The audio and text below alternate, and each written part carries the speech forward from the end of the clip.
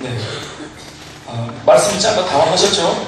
우리 한 번 더 이 말씀 한 번 다 같이 또박또박 1절의 말씀을 합독하시겠습니다. 한 번 더 주목하셔서 시작. 너희 하나님이 이르시되 너희는 위로하라 내 백성을 위로하라. 아멘. 우리 한번 따라합시다. 너희는 위로하라 내 백성을 위로하라. 다른 말 말하면 너희는 책임져라 내 백성을 책임져라. 이런 말씀으로도 우리가 들을 수 있습니다. 오늘 설교한 말씀을 책임이라는 제목으로 같이 우리 말씀을 묵상하고 또 기도의 줄을 붙들고 기도하고 또 현재 나를 향한 주님의 음성인 줄 알고 이 말씀에 우리의 삶의 중심을 한 번 더 회복하는 축복이 있기를 바랍니다. 아멘. 우리 한 번 더 자고로 인사하시겠습니다. 하나님이 당신과 뜨겁게 함께 하십니다. 한 번 더 인사하십시오. 뜨겁게 주님 우리와 함께 하시는 줄 믿습니다. 하나님께서 영죽을 죄인인 저와 여러분들, 우리들을 예수 믿게 하셨습니다. 예수를 우리 스스로는 도무지 믿을 수 없는데 우리가 예수를 믿고 있는 까닭은 우리가 먼저 주님을 사랑한 것이 아니요 하나님께서 먼저 우리를 사랑해 주셨다고 믿습니다.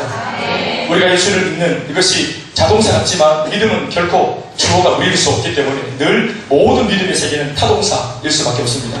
내가 한다고 하지만 그것이 자의로 하는 것이 아니기 때문에 하나님의 은혜를 통해서 이루어지는 것이기 때문에 아멘이십니까? 예수를 믿는 것도 내가 믿은 것 같지만 하나님께서 믿게 하시는 은혜를 배경 속에 부어주신 줄 믿습니다. 그래서 이것을 우리가 다른 말로 말하면 내가 믿을 수 없는 예수님을 믿고 있다. 기적 같은 일이 일어났다. 육에 속한 내가 영이신 하나님을 눈으로 보지 않고도 지금 믿고 있고 사랑하고 있다. 이것을 다른 말로 말하면 우리가 소명이라고 그렇게 말을 합니다. 그러니까 부르심이라고 하는 건데 이 부르심에 두 가지 의미가 있어요. 하나는 방금 말씀드린 소명. 타락한 세상 속에서 하나님 앞으로 부름 받은 것을 우리가 소명이라고 그렇게 부릅니다. 콜링 받았다. 하나님께 부름을 받았다. 우리가 이제 주님 앞에 부름을 받았기 때문에 예수가 믿겨지는 겁니다. 말을 바꾸면 예수를 믿고 있는 모든 사람들은 하나님으로부터 다 이름 석자를 호명받아가지고 다 부름받은 사람인 줄 믿습니다. 여러분 상상해보세요. 내 이름 석자를 하나님께서 아신다는 것 말이에요. 예? 우리 이름은 뭐 불과 한 40년 전에 20년 전에 엄마 아버지가 나를 낳고 지은 거 아니겠어요? 또 요란한 꿈을 꾸면서 뭐 고추가 또 내려왔다 그 사건 뭐 복숭아가 날아왔다 하면서 뭐 용이 날아가고 뭐 용가리 불을 꾸면서 뭐 그런 꿈을 꾸면서 이름을 짓고 안 했겠어요? 예, 예림이는 무슨 이름으로 뜻으로 이름을 지었어요? 네. 예수님의 재림을 또 기대하면서 네. 할렐루야. 애가 태어나지 얼마 안 됐는데 주님 오시면 이거 뭐 어떻게 뭐 좋은 쪽을 믿습니다. 타락한 세상 속에서 하나님 앞으로 부름받은 것을 뭐라고 부른다고요? 소명이라고 합니다. 따라서 소명. 우리 다 소명받은 사람이죠. 그런가 하면 소명받은 하나님의 사람이 또 다른 세상 속으로 이 타락한 세상 속으로 세상 속에서 부름받아놓고도 다시 역으로 세상 속으로 다시 들어가라고 요청받고 부름받는 것을 우리가 사명이라고 불러요. 따라합시다. 사명.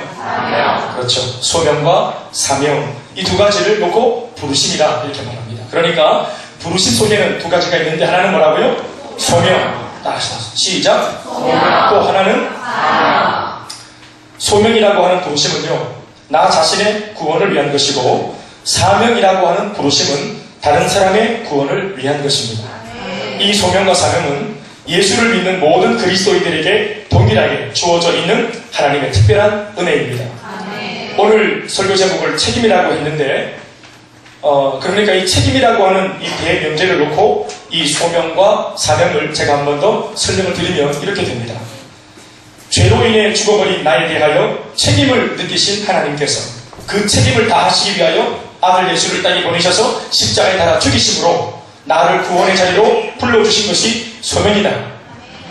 만약 이것이 소명이라면 구원의 은혜를 받은 내가 주님의 마음을 알고 나니 나도 다른 이들을 살려내야 되겠다라는 주님 닮은 이 책임감이 생기는데 그 책임감을 사명이라고 할 수 있습니다. 이 소명과 사명을 놓고 고 옥하는 목사님은 이렇게 표현했어요. 우리 그리스도인은 세상에서 부름받은 하나님의 백성인 동시에 세상으로 보냄받은 그리스도의 제자다. 한번 더 읽어드리죠.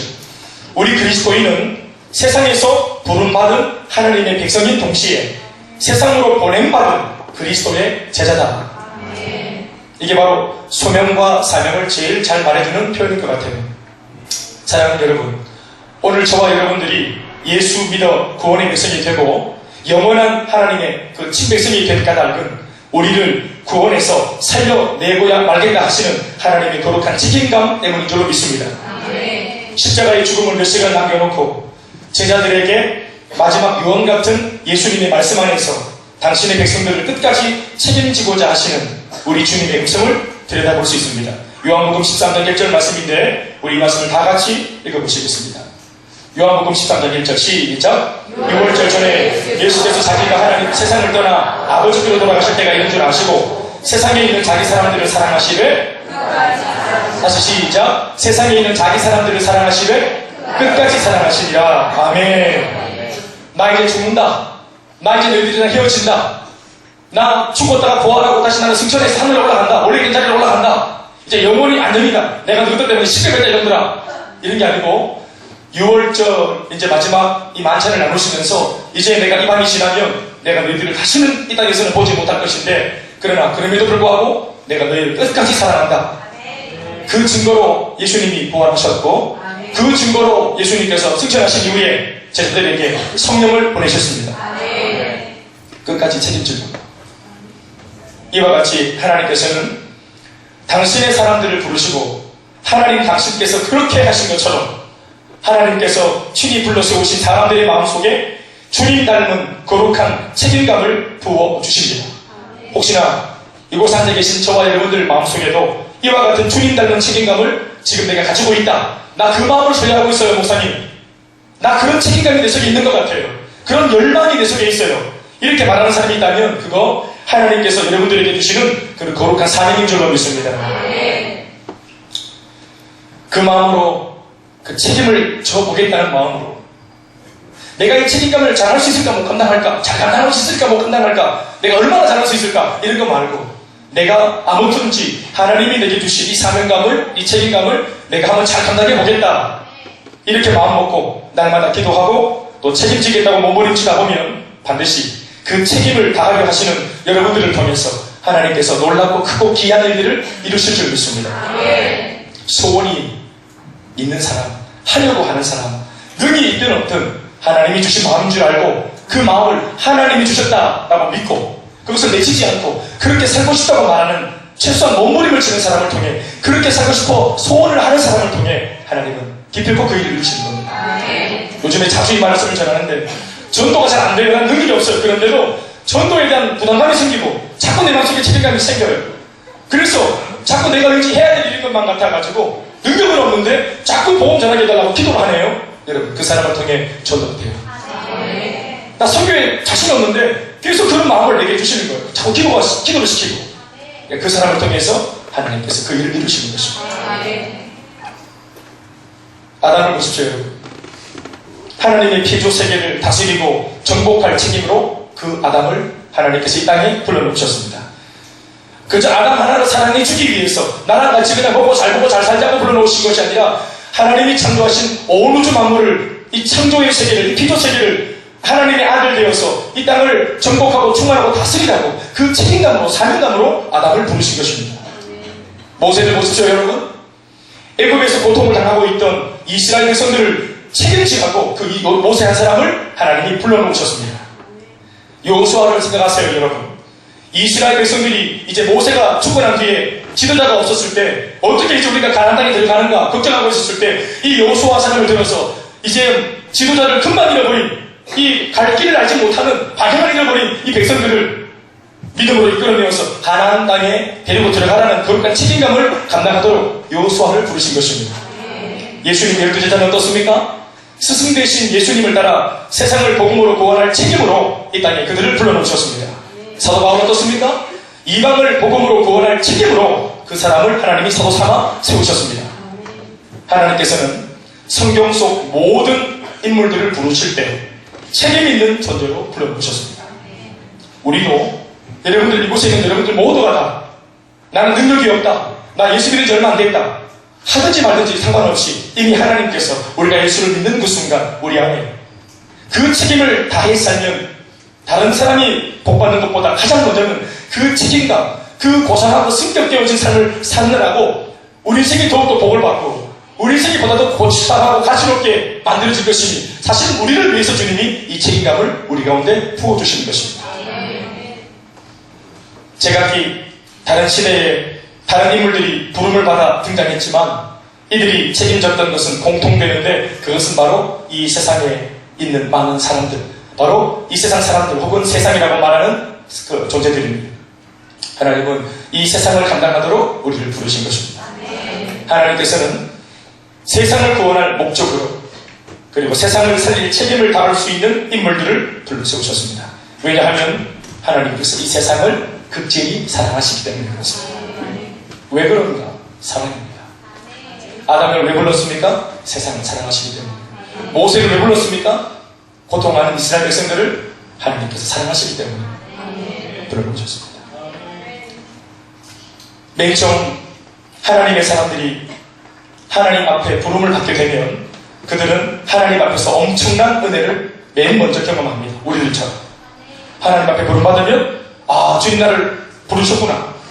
예수를 믿으면서 이 감격을 말을 못하죠. 그러니 제일 먼저 부르심을 입었을 때 지극히 개인적인 은혜를 체험하게 되죠. 자신의 모든 허물과 죄가 한꺼번에 용서받는 은혜를 경험하게 되는 것입니다.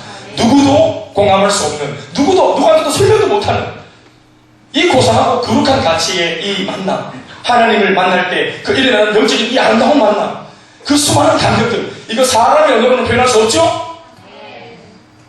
모두가 우리 저마다의 그 첫사랑이들이 다 있잖아요. 지극히 개인적인 사랑. 우리 눈물을 얼마나 흘렸습니까? 그날 밤에. 낮입니까? 저는 밤이었어요. 그러면서 자신의 인생이 더 이상 자신의 것이 아님을 알게 되어갔죠.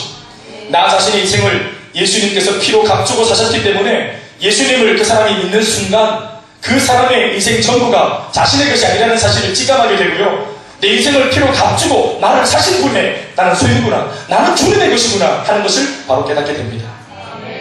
그런데 이것이 얼마나 기분 좋은지 몰라요. 안도감이 생기고 내 인생이 내게 아니라는 것이 기분 나빠야 되는데 내 인생이 주님의 것이라는 것이 이게 느껴지면서 이게 얼마나 큰 안도감이 생기는지 몰라요.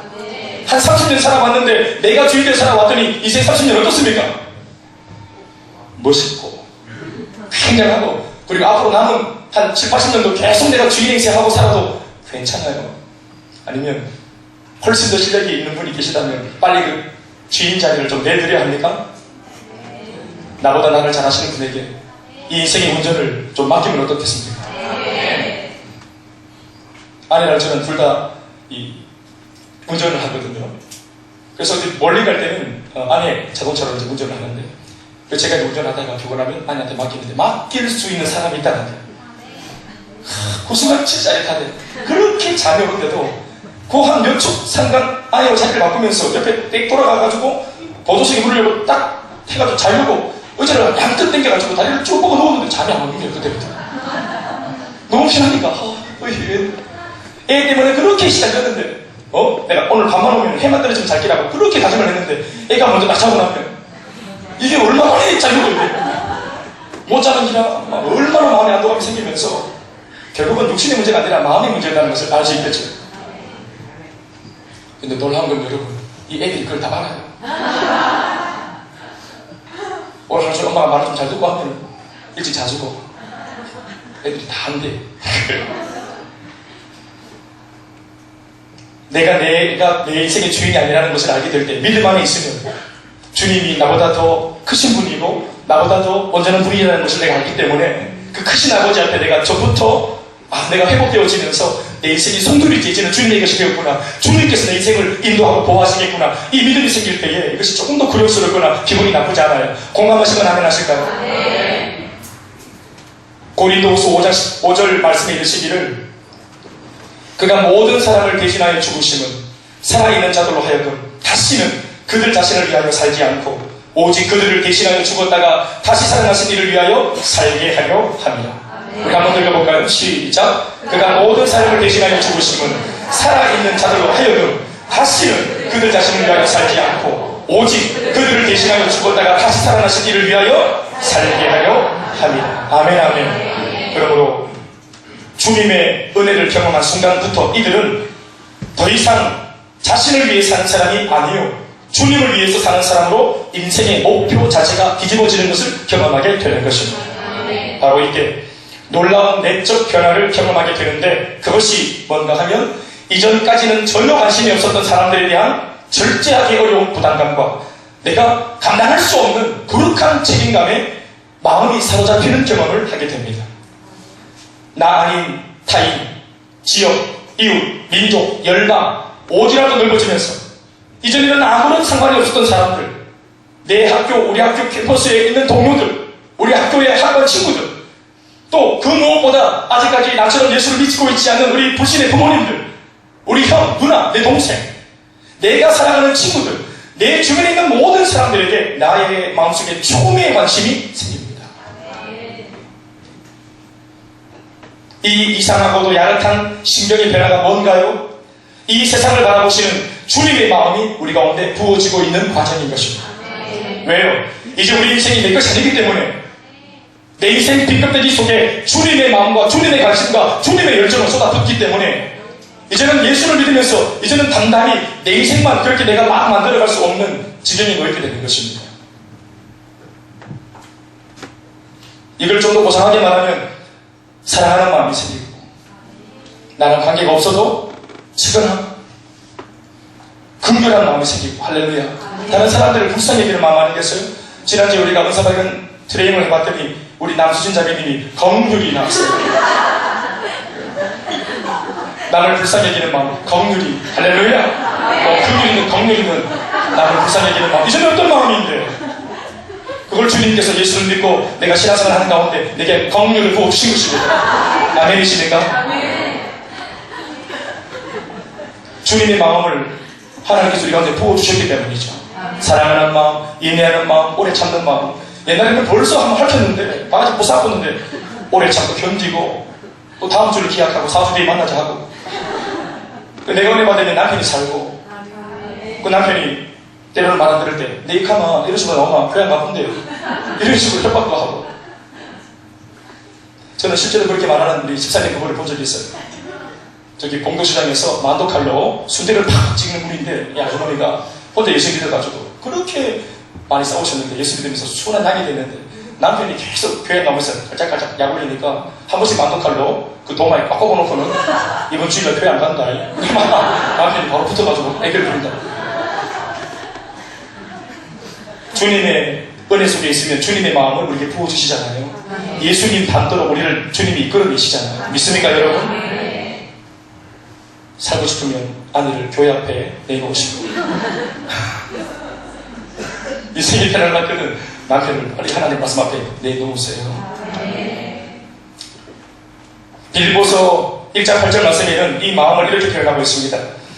내가 예수 그리스도의 신장으로 너희 무리를 얼마나 사모하는지 하나님이 내 증인이십니다. 예수 그리스도의 신장. 하나님께서 주시는 거룩한 사명, 거룩한 책임감, 이걸 뭐라 말한다고요?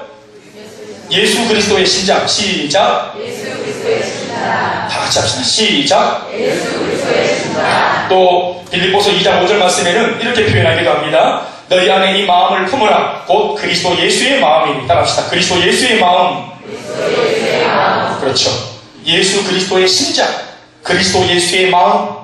바로 이 마음을 품으면 이 세상을 바라보는 관점이 주님의 관점이 되면서 타락한 세상 때문에 마음이 아프기 시작하고 구원받지 못한 불신자들 때문에 하염없이 눈물이 쏟아지는 것도 경험하게 되는 것입니다. 이전에 어떤 놀라운 이상현상이죠. 이전처럼 내가 인정받지 못해 울고 이전처럼 내가 들어가지 못해서 안달나고 속상하는 이제 그런 좀 급이 낮은 정도의 울음이 아니고 고상한 울음, 격이 다른 울음이 눈물이 되어 있는 것입니다. 이 세상이 날로 악해지고 어두워져가는 모든 책임이 마치 예수를 먼저 믿어 진리를 알면서도 그 진리를 단 한 번도 전한 적이 없는 나 자신의 책임인 것 마냥 마음속에 무거운 짐 하나가 들어앉아 있는 것 같은 아픔을 느끼게 되는 것입니다. 이 정도의 마음이 내 중심에 자리 잡게 되면 그전까지는 잘 이해하지 못했던 고린도전서 9장 16절 같은 말씀들도 이제 어느 정도 이해가 되어지는 것을 경험하게 되어져요. 이 말씀 어떤 것이죠? 시작. 내가 복음을 전할지라도 자랑할 것이 없음은 내가 부득불 할림이라. 만일 복음을 전하지 아니하면 내게 화가 있을 것이로다. 만일 시작. 여러분, 전도 안 하면 화가 있어요? 복음을 안 전하면 내가 하나님께 매일 맞아요? 아니에요, 여러분. 그러나 내 가운데 하나님이 부어주신 이 복음 전파에 대한 거룩한 부담감이 얼마나 내 마음을 사로잡으면 이 복음을 전하지 않으면 내가 화가 있을 것 같다고 스스로가 그렇게 자신을 채찍질하는 거예요. 그리고 그 거룩한 채찍질 때문에 자신이 이 거룩한 마음에서 떠나지 않도록 바울이 이 고백을 통해 자신을 하나님의 거룩한 책임감에 묶어놓는 거예요. 이 열정이 식어지지 않도록 하려고.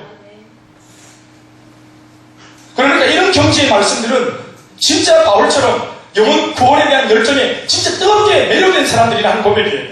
선수들끼리 하는 대화예요. 이걸 잘 모르는 사람들은 이 말씀을 이해를 못하죠. 보고만 전하면 매만 눈꼴 화가 있구나. 그 느낌 맞는데 큰일 났는데 하나님은 무서운 분, 인색한 분 오해한다 이 말입니다. 이전에는 이런 것이 전혀 이해가 안 되고 여기도 잘 안 들어왔어요. 이런 말씀은 그냥 풀로 딱 붙여놓고 어쩌다가 모르고 느낄 수도 없으니까 툭튀하다가 는 열었는데 화가 이러면 안 되니까 아예 풀로 붙여놓고 옛날에는 막 부담스러워서 안 보던 말씀들. 원수를 사랑해야 되는 거 있잖아요. 원수가 얼마나 원수가 집에 있는데 지금 원수를 사랑하라 이런 거 툭튀하면 되겠어요? 이런 부담스러운 말씀들 풀로 다 붙여놓고 오바를 다 치놓고 이런 말씀들이 어느 순간부터 이해가 되는 까닭은 이 말씀이 왜 이해가 되냐, 머리가 튀어진 게 아니고 내가 그만큼 장성했고 성장했기 때문에 이 말씀이 내가 소화가 되는 거야. 복음을 전하지 않아도 아무렇지도 않았던 우리들 아닙니까?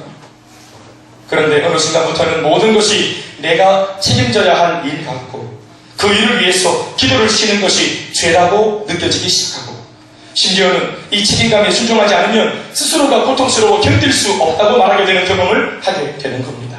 이런 마음이 생기면서 우리는 이전까지 귀로 흘려들었던 사도 바울이나 예수님의 마음이 어떤 것이었는지를 조금씩 알아가게 되는 겁니다. 그러면서 주님을 아는 거예요. 그러면서 십자가를 향해서 고집스럽게 올라가셨던 그 주님의 마음이 어떤 것이었는지를 알게 되는 것입니다. 28살의 꽃다운 자신의 젊음을요, 에콰도르에 있는 살인부족 아홉가족을 위해 내어 던졌던 짐 엘리엇 선교사의 이야기가 이제 이런 마음이 생기면서부터 조금씩 납득이 가기 시작한 겁니다. 그가 순교한 후 그의 아내 엘리자베스 엘리엇이 쓴 전능자의 그늘이라는 책에 소개된 짐 엘리엇의 10대 시절의 일기를 보면 어느 선교사의 오보를 통해 우연히 전애들은 이 살인부족 아홉가족의 이름을 들었던 바로 그 순간부터 갑자기 이 젊은 10대의 짐 엘리엇의 마음속에 저 아홉카라고 하는 저 부족에게는 다름 아닌 내가 가야 되겠구나. 이거 결심한 거 아니에요.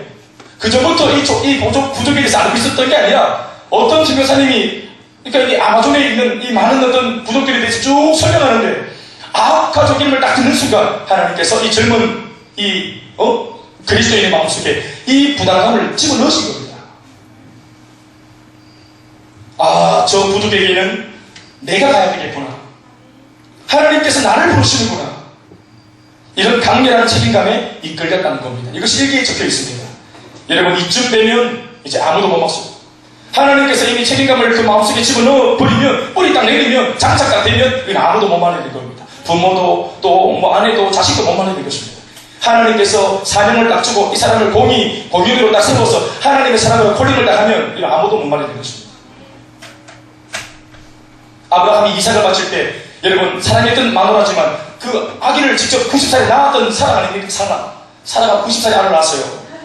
얼마나 이 아이를 애지중지에 하고 끔찍이 하겠습니까? 근데 하나님께서 이삭을 바치라 할 때 그 아브라함이 이 말씀을 딱 들었을 때, 감동을 딱 받았을 때 그의 아내와 상의하지 않고 바로 그냥 이 아들을 데리고 바로 모리아산으로 바치려고 올라가 버리죠. 사도 바울의 고백을 보십시오, 여러분. 바울이 처음 하나님 앞에 사도로 부름받았을 때 자신의 친족들과 혈족들과 아무런 상의를 하지 않고 부르심 앞에 이끌려서 달려갑니다. 베드로가 요한과 야고보 안드레가 예수님께 부름받았을 때 자신의 그물과 배와 모든 것을 다 버리고 바로 그냥 상의 없이 달려가 버리죠. 중요한 것은 여러분, 상의하지 말라가 중요한 게 아니고 그만큼 강렬한 이끌림에 하나님이 불러냈다는 것입니다. 그리고는 이런 부족을 전도하기 위해서는 반드시 누군가의 순교자의 피가 필요하다는 사실을 인식하자. 그 순간부터는 그들을 위한 최초의 순교자가 반드시 나 자신이 되게 해달라고 그 젊은 집 엘리엇이 하나님 앞에 기도했는데 거의 쪼다시피 기도했다는 것이 그의 일기에 기록되어 있습니다. 하나님 나의 피를 제단에 뿌리세요. 피는 제단에 뿌릴 때만 의미가 있사오니 하나님 내가 오래 사는 것을 원치 않습니다. 예수님처럼 이 뜨거운 젊음의 때에 주님께서 나의 피를 취하소서 내 생명을 취하소서라고 고집스럽게 참 우리가 범상한 사람으로서는 감히 할 수 없는 그 기도를 이렇게 고집스럽게 지속적으로 반복적으로 아합 가족을 위해 내가 피를 흘리고 싶다고 말을 했던 거죠. 이유는 단 한 가지. 이런 마음이 어떻게 생겼을까? 이유는 단 한 가지입니다. 하나님이 그만한 마음을 지금 이 아들에게 부어주신 거예요. 지금 엘리엇에게 하나님께서 지금 그 정도의 책임감을, 그 정도의 사명감을 그냥 부어주신 것입니다. 내가 그런 마음을 일으키려고 막 몸부림치는 게 아니라 하나님이 거룩한 부담을 그 아들에게 주신 겁니다. 이와 같이 아홉 부족을 향한 강렬한 책임감을 가졌던 지금 엘리엇, 또 그런가 하면 인도를 향한 불같은 책임감에 삶을 헌신했던 윌리엄 캐리, 중국을 향한 거룩한 책임감에 생명을 내던졌던 허드슨 테일러, 그 외에도 고한말 이 이름 없는 조선 우리나라를 찾아와서 자신의 인생을 송두리째 다 내어놓았던 수많은 외국인 선교사들, 이맘때쯤이라 안 합니까? 낙엽이 다 떨어지고 그리고 이제 날씨가 을씨년하고 왠지 이제 초겨울에 들어갔는가 하는 느낌이 날 때 제가 졸업반을 앞두고 있던 그 신학대학원 시절에 숙제하려고 과제를 하려고 서울 양마진 그 선교사들 외국인 선교사 묘지에 방문을 했다가 감동을 이제 레포트로 이제 적어서 오는 건데 이제 이렇게 묘비를 쭉 돌면서 감동을 받으면서 때로는 눈물도 지으면서 그렇게 감동들을 쭉 써내려가는데 평토장한 무덤이 이렇게 언덕바지에서 내려오는 게 있더라 합니까? 거기는 이제 사실 이름도 없는 분들의 그냥 평토장한 무덤이었어요. 그 비석도 이렇게 누여있고 그 속에 시신이 있는지 없는지도 모르겠어요. 이름 없는 분들이셨어요. 주로 이제 우리가 과제를 하러 갈 때 언더우드, 아펜젤러, 알레 제법 이름이 있는 분들의 이름을 우리가 이제 비석을 보면서 또 비문을 보면서 감동을 받아왔는데 일을 다 끝내고 돌아오는 이제 그 코너에 평토장한 무덤들이 있는 거예요. 낙엽이 떨어져 있길래 그 이제 대리석 위에 떨어져 있는 낙엽을 손으로 이렇게 훑어냈더니 거기에 그냥 큰 물고 하나가 큰 글자로 새겨져 있는데 그게 얼마나 저 가슴 속에 큰 울림을 줬는지 몰라요. We love you forever 이렇게 적혀 있었습니다. 100년 전, 120년 전 얼굴도 모르는 분들이세요. 그도 나를 모르고 나도 그를 몰라요. 그런데 그 비문에 내가 너를 사랑해서 이 땅에 왔다. 나는 미국에서 태어났지만 내 시신은 여기 묻혔다. 그 까닭은 내가 너를 사랑하기 때문이다. 100년 전 선교사님이 내 얼굴을 어떻게 알겠어요? 저를 어떻게 알 거라고 저를 사랑한다고 말하는가? 그것이 단순한 비문이 아니라 마치 거기에 누워계신 선교사가 나를 향해서 말을 하는 것만 같더라고요. 당신을 사랑한다는 것입니다. 당신을 사랑하는 하나님의 그 사랑에 떠밀려서 내가 이곳에 왔다는 것입니다. 거룩한 사명감, 거룩한 책임감. 이 모든 일이 도대체 무엇으로 인해, 무엇 때문에 일어난 역사들입니까? 바로 책임감이죠. 하나님께서 그들의 내면에 부어주신 하나님 아버지의 애타는 심정, 그 불같은 열정, 그 책임감, 평범한 성도로 자신의 구원에만 국한하여 살 뻔했던 이 평범한 사람들을 전 세계 교회 역사의 한 획을 긋는 엄청난 인생으로 승격시켜 주었던 것입니다. 한 사람의 평범한 인생이 그리스도 예수의 마음을 품었을 때 얼마나 존귀하고 가치로운 인생이 될 수 있는지를 우리들에게 자랑하듯이 보여주고 있는 것입니다. 사랑하는 여러분, 하나님께서 주시는 책임을 다하려고 해야 합니다. 그 책임감 앞에 등을 돌리지 마시기를 바랍니다. 하나님이 주신 마음을 외면하지 말아야 할 줄로 믿습니다. 그리하면 저와 여기 있는 모든 우리들의 인생도 상상할 수 없는 놀라운 인생이 될 수 있고 영원토록 하늘에 빛나는 별같은 인생이 될 수 있다고 믿습니다. 또한 그렇게 살아야 합니다.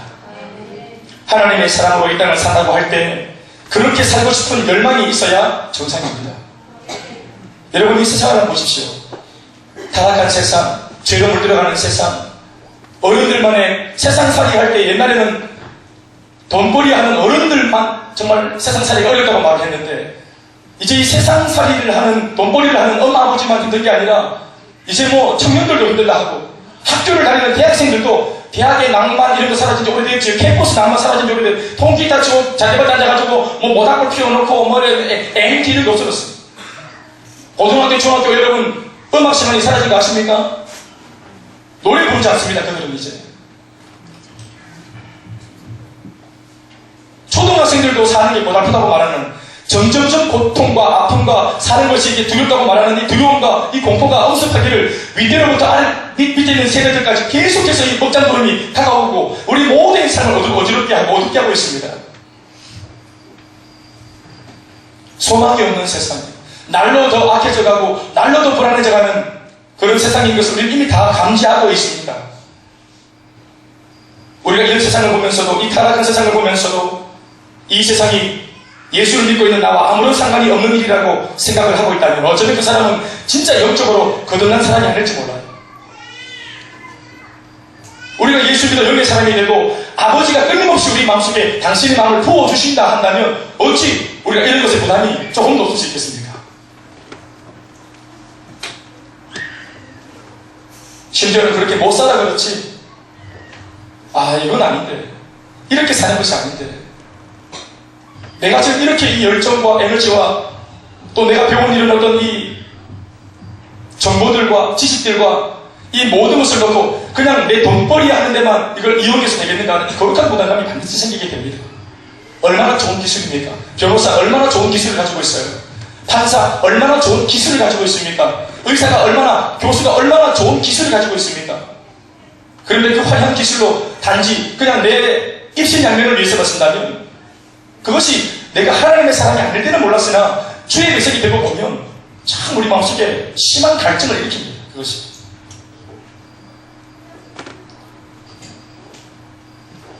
나는 널 위해 몸을 주었는데 너는 나를 위해 무엇을 하느냐? 눈을 들어 세상을 봐라. 곳곳마다 통곡소리, 탄식소리가 들려오지 않느냐? 감사한 것은 지금도 하나님께서 세상을 살릴 책임 있는 존재를 불러 세우고 계신다는 사실입니다. 지금도. 아니, 지금 우리가 살고 있는 이 세상은 이전보다 더욱 주님의 마음으로 책임을 다하려 하는 헌신의 사람들이 필요한 세대입니다. 우리가 다 알고 있는 바와 같이 이 시대에는 지금 아무도 이 세상을 책임지는 사람이 없습니다. 책임 있는 지도자가 없습니다. 심지어는 이 나라만이 아니라, 민족만이 아니라, 또 지역만이 아니라 교회나 교계도 마찬가지입니다. 우리 시대의 영적 흐름을 이끌고 있는 지도자가 여러분 정말 있다고 생각하십니까? 대구에 있는 교회는 쓰러져가는 대구 지역에 대하여 책임 있는 입장을 취해야 하고, 대구교회가 대구시를 대표해서 책임 있는 발언도 할 수 있어야 합니다. 또 한국교회는 대한민국을 바라보는 우리들만의 시각으로 기독교적인 입장을 진리편에 서서 입장 표명을 할 수 있어야 합니다. 그러나 오늘 우리는 전혀 그렇게 못하고 있습니다. 그 이유는 단 한 가지입니다. 교회가 세상에 대하여 아무런 힘이 없기 때문에 그렇습니다. 또한 교회가 대사회적으로나 대민족적으로 힘이 이렇게 없는 이유는 한국교회가 하나로 연합되어 있지 않기 때문이고 우리들의 성도들의 마음이 모두가 다 사분오열되어 있기 때문에 그렇습니다. 저마다 예수를 믿는 목적과 의도와 꿈이 다 다르기 때문에 그렇습니다. 무엇보다 세상이 교회를 바라보면서 자신들을 책임져 줄 영적인 공동체, 생명이 있는 충만한 능력의 공동체로 안 본다는 사실이 이게 문제인 것입니다. 세상은 교회를 기대하지 않습니다. 더 이상 세상은 예수 믿는 사람들을 기대하지 않습니다. 우리도 책임을 느끼지 않고 또 세상도 책임져 달라고 말하지 않는 이런 현실이 오늘 우리들에게 통증을 자아내는 아픔이 되어야 합니다. 어쩌다가 우리가 이렇게 되었는가? 과연 하나님의 마음이, 우리 교회를 보시는 마음이, 나 자신을 보는 마음이, 나를 불러내신 이유가, 이 마지막 시대에 나를 불러주신 이유가, 이만한 시점에서 나를 예수 믿게 하신 이유가, 또 예수를 믿는다는 기쁨이, 주 예수를 믿는 기쁨이, 신앙생활하는 기쁨이 진짜 고작 이거밖에 없는가? 내가 직장에서 돈을 벌고 내가 한 번씩 막 사여금을 받고 보너스를 받고 지급할 때보다 예수 믿는 기쁨이 안 기쁘다며. 식구들과 모처럼 교회로 나가가지고 같이 야외 활동하는 것보다 예배 드리는 것이 기쁘지 않다면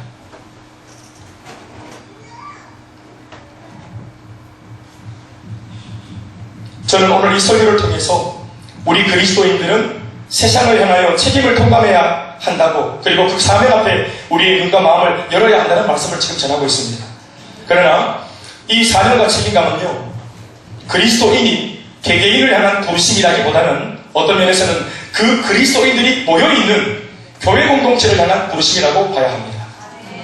하나님께서는 구약시대나 성경시대와 같이 모세, 여호수아 혹은 다윗이나 바울 같은 특별한 사람을 부르고 있는 것이 아니에요.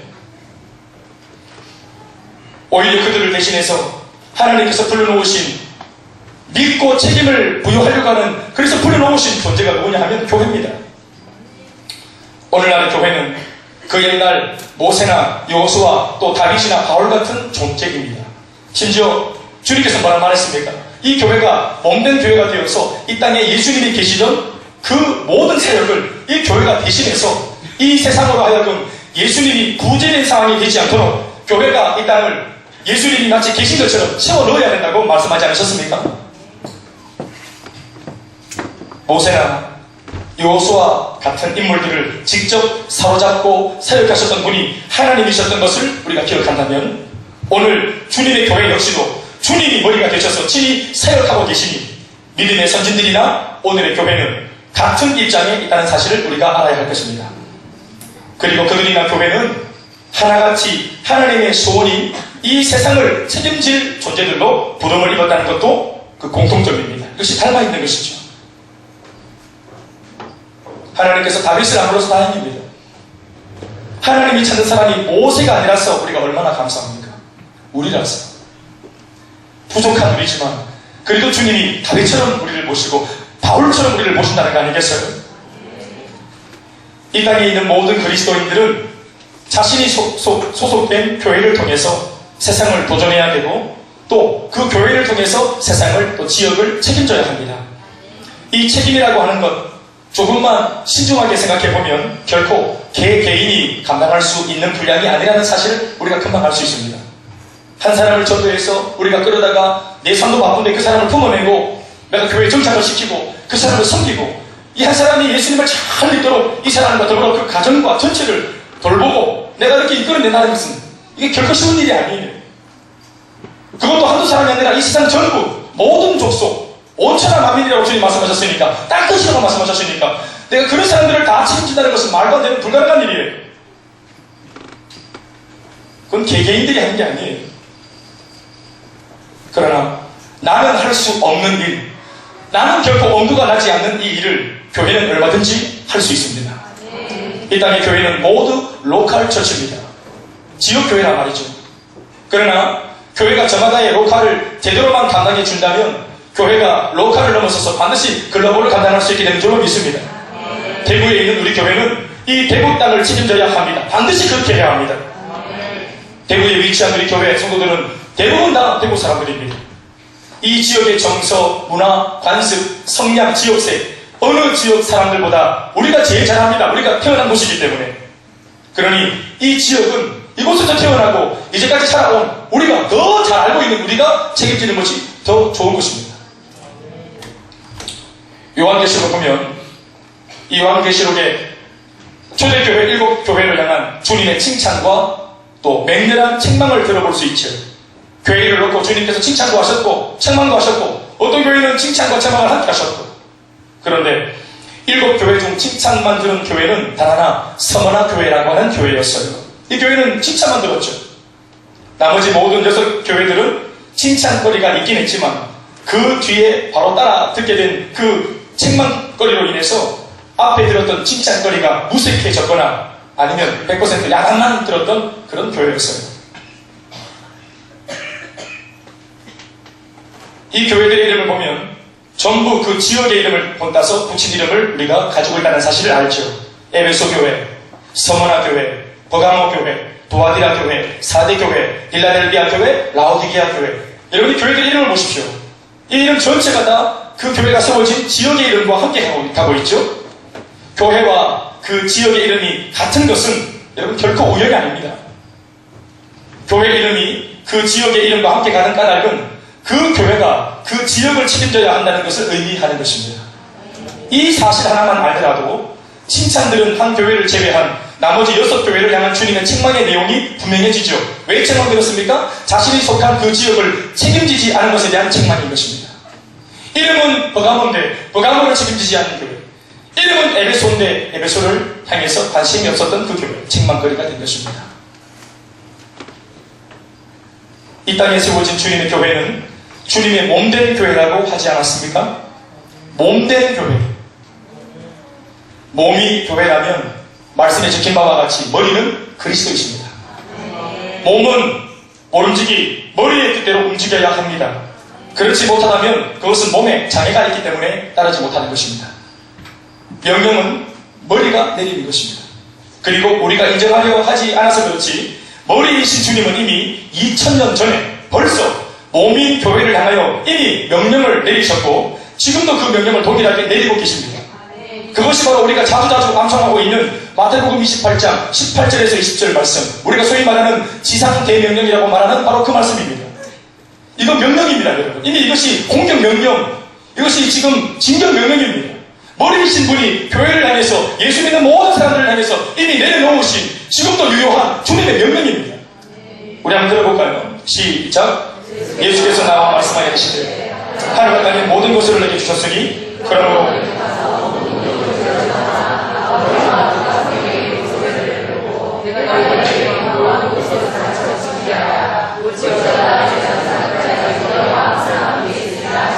아멘. 그리고는 이 명령을 실제로 이루도록 돕기 위해서 사도행전 2장 1절에서 4절을 통해 성령께서 오순절날 이 땅에 강림하셨습니다. 사랑하는 여러분, 이미 명령이 하달되었고 이미 징정명령, 머리이신 분의 뜻을 머리이신 주님이 밝히셨습니다. 한번 기도해보고요. 기도가 필요하지 않습니다. 이미 기도 준비 다 하셨습니다. 우리는 다른 사명이 있습니다. 여러분, 교회를 보면 이렇게 말하는 분들이 계세요. 여러분, 다른 사명이 뭔지 몰라도 여러분, 하나님께서 이미 교회의 머리 되신 분이 내려놓으신 이 주된, 주력해야 할 이 주된 명령을 우리가 외면할 수 없습니다. 결코 외면할 수 없습니다. 교회마다 다른 어떤 입장이 있겠지만 여러분, 이 중차대한 이 명령을 우리가 외면하고서 다른 일을 도모할 수 없는 겁니다. 왜냐하면 이것이 교회가 존재하는 목적이기 때문에 그렇습니다. 또 어떤 교회는 말합니다. 우리는 전도, 달란트, 은사가 없습니다. 여러분, 은사가 없어도 해야 되는 것입니다. 어떤 교회는 말합니다. 그것은 내 관심사가 아닙니다. 목회는 나의 관심사가 아닙니다. 여러분, 네 관심사가 아니라도 해야 됩니다. 왜냐하면 주님의 관심이기 때문에. 좀 더 기도해봐야 되겠다. 기도 주님이 다 하셨습니다. 우리의 동의와 상관없이 이미 머리이신 주님이 몸된 교회에게 명령을 내리셨습니다. 오늘 이 땅에 존재하는 모든 지상교회들은 단 한 교회도 빠짐없이 모두가 주님의 이 지상 명령을 수행할 목적 하나 때문에 각 지역의 터위에 세워져 있는 겁니다. 대구의 1500개 교회, 대구를 책임지도록, 서울에 있는 또 수많은 교회, 서울을 책임지도록, 이 한국에 있는 5만 개의 교회, 이 5만 개의 교회가 주력해야 될 것은 이 민족의 복음만을 주로 있습니다.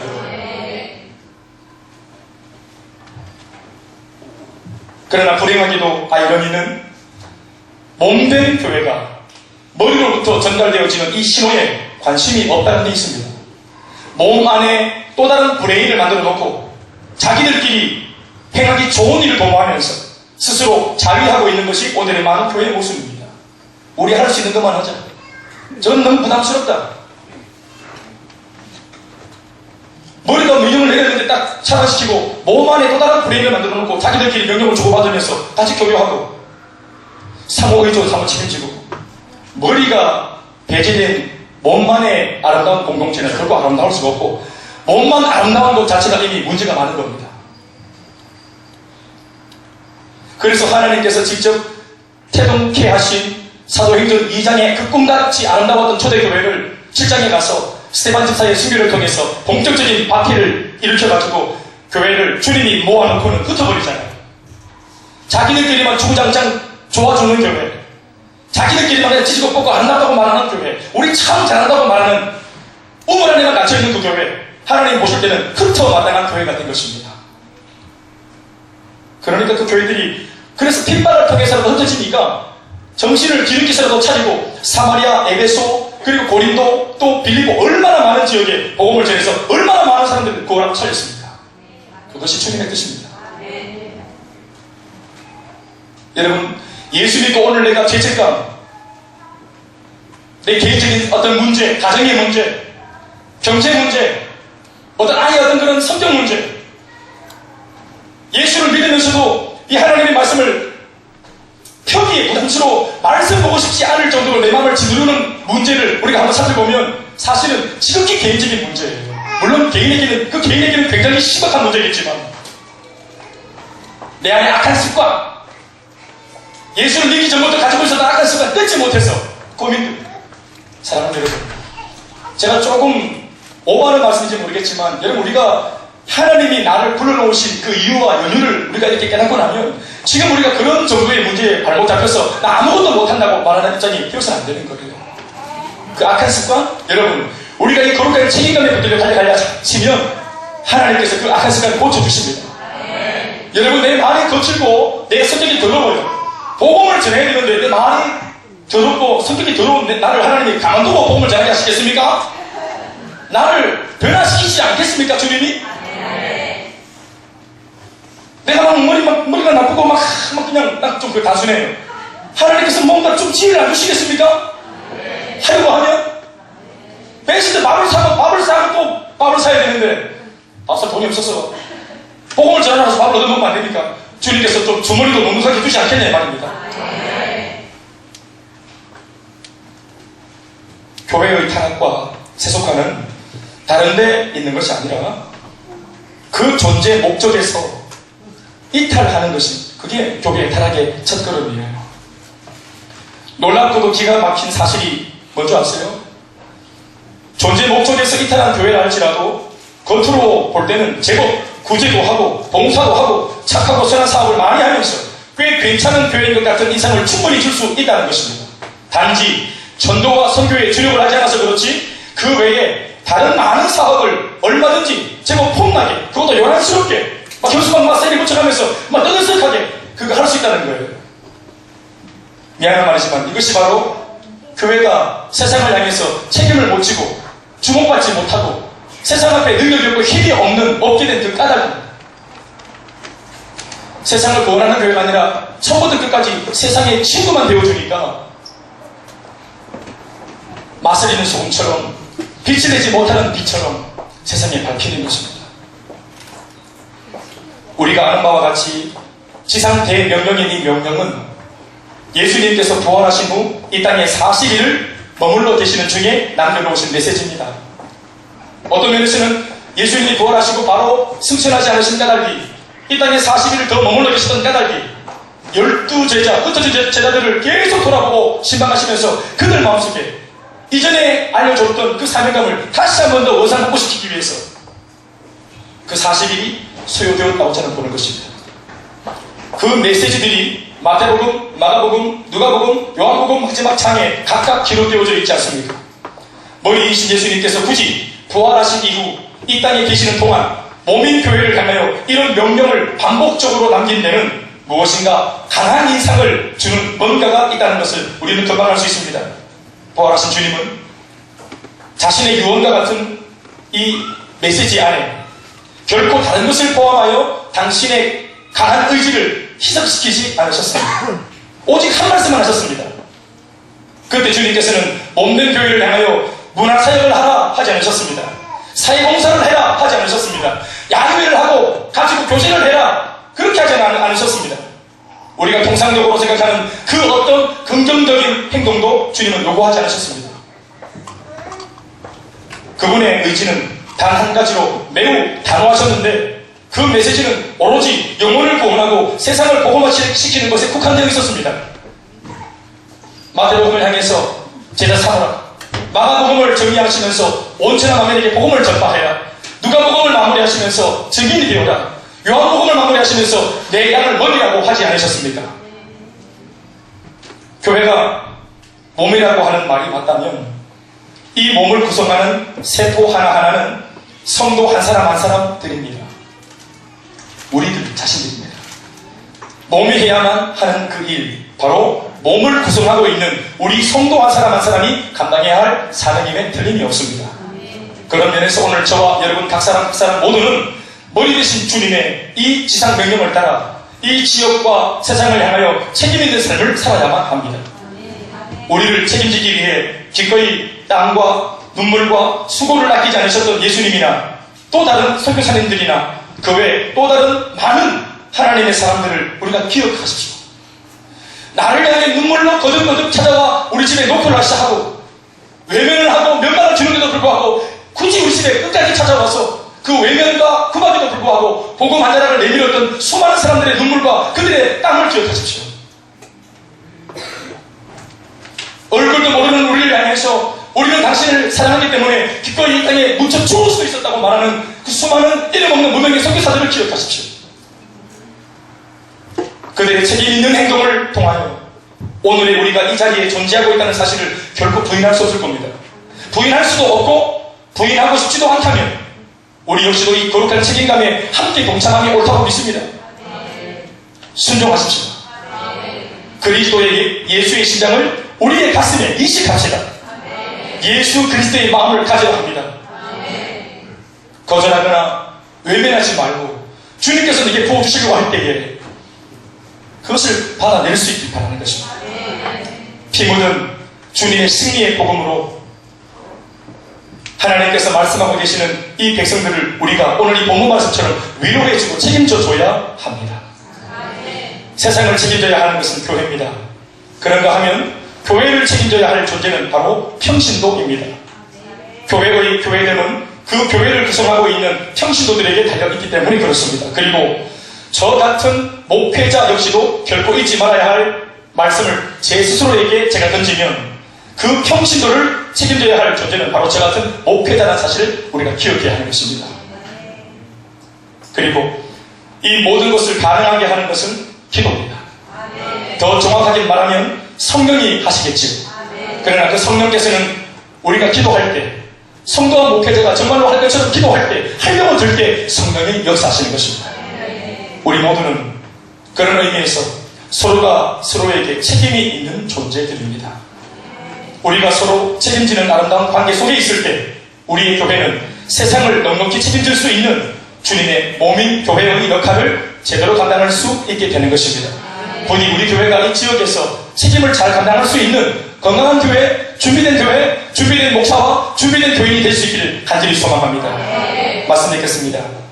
오늘 그런 맥락에서 볼 때 우리가 이전에는 관심도 별로 없었던 예를 들어 행복 모임이나 양육과 훈련이나 예배나 세일 모임이나 아울리치나 컨퍼런스나 이 모든 것들을 동참하는 것은 내가 무슨 목회자를 돕는 일을 하는 것이 아니라 엄밀하게 말하면 나 자신을 돕는 것이고 내게 바라시는 주님의 그 책임 앞에 사명 앞에 내가 내 양심을 걸고 내가 그 책임감을 외면하지 않고 그것을 잘 감당해내서 전국에는 주님의 나라가 흥황하여지고 더 나아가서는 내가 주님 앞에 섰을 때에 칭찬받는 비결인 줄로 믿습니다. 오늘 이 은혜가 저와 여러분들과 우리 교회 지금 우리가 오늘 예배당 올 때만 해도 내 개인적인 고민으로 충만할지라도 내 개인적인 고민, 우리 가정의 고민 이 뭔가 제한되어져 있는 지극히 개인적인 고민에 국한되어 있다 할지라도 여러분 좀 더 우리가 이 복음 안에서 더 시한적인 눈을 뜨고 우리의 문제점은 정말로 나사렛 예수의 이름을 부르면서 정말 즐겁게 휘파람을 부르면서 뛰어넘을 수 있는 우리가 될 수 있도록 여러분들 이것을 믿었으면 좋겠습니다. 주님이 반드시 하려고 하는 우리들에게 힘주실 줄로 믿습니다. 응을 주실 줄로 믿습니다. 할렐루야. 기도하시겠습니다.